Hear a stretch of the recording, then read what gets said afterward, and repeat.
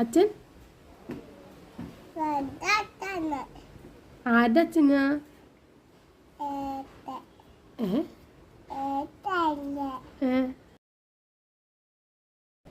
അത് ആരുടെ ഫോണാ? ആണോ?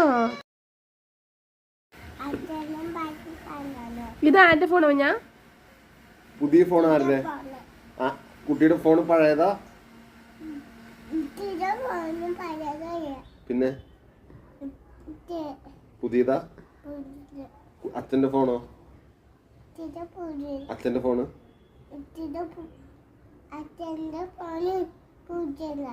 അമ്മയുടെ ഫോണോ?